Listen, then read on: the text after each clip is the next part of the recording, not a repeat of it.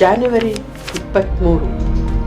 ಇದು ಕ್ಯಾಲೆಂಡರ್ನಲ್ಲಿ ಬರುವ ಕೇವಲ ಒಂದು ಸಾಧಾರಣ ದಿನಾಂಕವಲ್ಲ ಬಂಧುಗಳೇ. ಇದು ಭಾರತದ ಇತಿಹಾಸದಲ್ಲಿ ಧೈರ್ಯ ಅನ್ನುವ ಪದಕ್ಕೆ ನಿಜವಾದ ಅರ್ಥ ಸಿಕ್ಕ ದಿನ. ಬ್ರಿಟಿಷರ ಸಾಮ್ರಾಜ್ಯವನ್ನೇ ನಡುಗಿಸಿದ ಅಪ್ರತಿಮ ವೀರ, ಭಾರತದ ಹೆಮ್ಮೆಯ ಪುತ್ರ ನೇತಾಜಿ ಸುಭಾಷ್ ಚಂದ್ರ ಬೋಸ್ ಅವರು ಹುಟ್ಟಿದ ಪವಿತ್ರವಾದ ದಿನ. ಒಬ್ಬ ಮನುಷ್ಯ ಅಂದುಕೊಂಡಿದ್ದರೆ ICS ಅಧಿಕಾರಿಯಾಗಿ ಬ್ರಿಟಿಷರ ಕೈ ಕೆಳಗೆ ರಾಜವೈಭೋಗದ ಜೀವನ ನಡೆಸಬಹುದಿತ್ತು. ಆದರೆ ಅವರು ಗುಲಾಮಗಿರಿಯನ್ನಲ್ಲ, ಸ್ವಾಭಿಮಾನವನ್ನು ಆರಿಸಿಕೊಂಡರು. ನನ್ನ ದೇಶ ಲೂಟಿ ಮಾಡುತ್ತಿರುವ ಬ್ರಿಟಿಷರಿಗೆ ನಾನು ಸೇವೆ ಮಾಡುವುದಿಲ್ಲ ಅಂತ ಅಂದಿನ ಐಷಾರಾಮಿ ಹುದ್ದೆಯನ್ನು ಕಾಲಿನಿಂದ ಒದ್ದರು.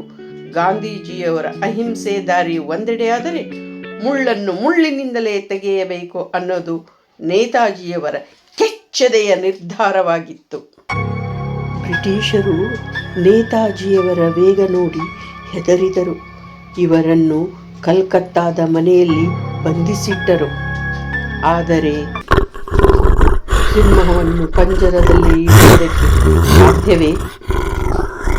1941 ಆ ದಿನ ರಾತ್ರಿ ಸಂಪೂರ್ಣವಾದ ಕತ್ತಲೆಯಲ್ಲಿ ಪೊಲೀಸರ ಕಣ್ಣಿಗೆ ಮಣ್ಣೆರಚಿ ಗಡ್ಡ ಬಿಟ್ಟು ವೇಷ ಮರೆಸಿಕೊಂಡು ನೇತಾಜಿಯವರು ಮಾಯವಾಗಿದ್ದರು.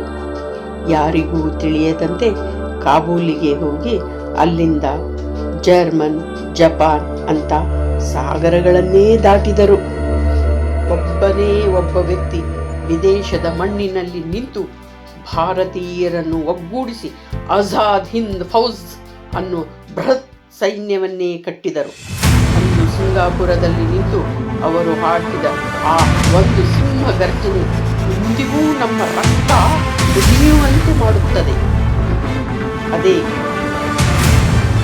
ನನಗೆ ರಕ್ತ ಕೊಡಿ, ನಾನು ನಿಮಗೆ ಸ್ವಾತಂತ್ರ್ಯವನ್ನು ನೀಡುತ್ತೇನೆ. ಈ ಕರೆಗೆ ಓಗೊಟ್ಟು ಸಾವಿರಾರು ಜನ ತಾಯಂದಿರು ತಮ್ಮ ಮಕ್ಕಳನ್ನು ದೇಶಕ್ಕಾಗಿ ಅರ್ಪಿಸಿದರು. ನೇತಾಜಿಯವರ ಸಾವು ಇಂದಿಗೂ ನಿಗೂಢವಾಗಿರಬಹುದು. ಆದರೆ ಅವರು ಹಚ್ಚಿದ ಕ್ರಾಂತಿಯ ಬೆಂಕಿ ಬ್ರಿಟಿಷರು ಭಾರತ ಬಿಟ್ಟು ಓಡುವಂತೆ ಮಾಡಿತು. ಅಧಿಕಾರಕ್ಕಾಗಿ ಅಲ್ಲ, ಕೇವಲ ದೇಶಕ್ಕಾಗಿ ಬದುಕಿದ ಆ ಮಹಾನ್ ಚೇತನಕ್ಕೆ ನಮ್ಮ ಅದ್ವಿಕ್ ಚಾನೆಲ್ ಕಡೆಯಿಂದ ಕೋಟಿ ಕೋಟಿ ನಮನಗಳು. ಬಂಧುಗಳೇ, ನೇತಾಜಿ ನಿಮಗೂ ಇಷ್ಟ ಆಗಿದ್ದರೆ ಕಾಮೆಂಟ್ನಲ್ಲಿ ಜೈ ಹಿಂದ್ ಅಂತ ಟೈಪ್ ಮಾಡಿ. ಧನ್ಯವಾದಗಳು.